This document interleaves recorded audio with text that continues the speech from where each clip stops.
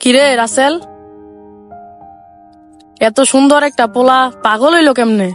এটা অনেক কাহিনী, তুই শুনবি? হ ভাই।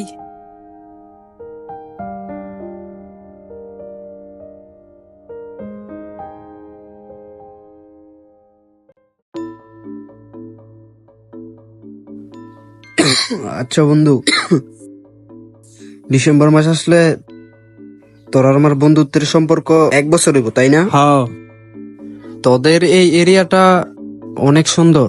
এই এরিয়ার নাম কি রে? আরে বেটা, এটা তো আমার এরিয়া না, এটা স্বর্ণপাড়া। কি বলস? এটা স্বর্ণপাড়া? তার মানে এই এলাকায় অনেক স্বর্ণ পাওয়া যায়। আরে বেটা, আরো 150 বছর আগে এই গ্রামে হিন্দু ভাইরা বসবাস করত। তাদের কাছে বিপুল পরিমাণ স্বর্ণ ছিল, তাই এই এলাকার নাম স্বর্ণপাড়া। ও, এই ব্যাপার।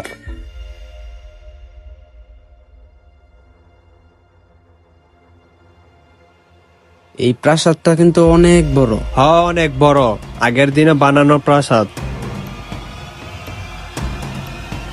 কিরে, ওরা এইভাবে আইতেছে কেন? ভাই কি হইছে ভাই? ওরা ছাড়েন ভাই, ভাই প্লিজ ছাড়েন ওরে। কি হইছে ভাই?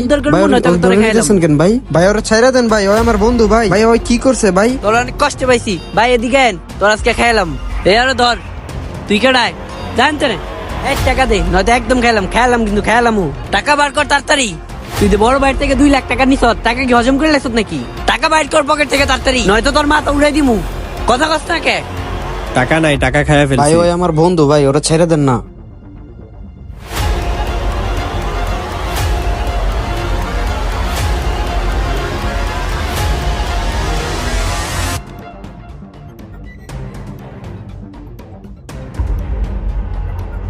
তোর মধ্যে টাইনা টাকা বার করুম কিন্তু, তুই চিনস না আমারে, তাড়াতাড়ি টাকা বার কর। ওরে বাইন দাসকা খাইলাম। এর মার মার কানা করে কানে দে দে, দে দে দে। দে।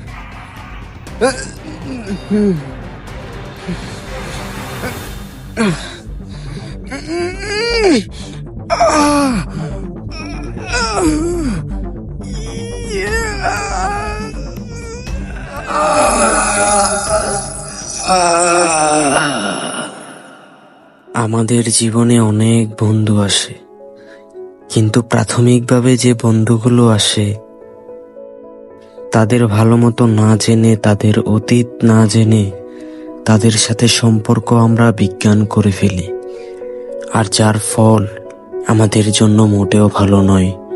আসুন আমরা সচেতন হই। এ হইলো কাহিনী, বুঝছ?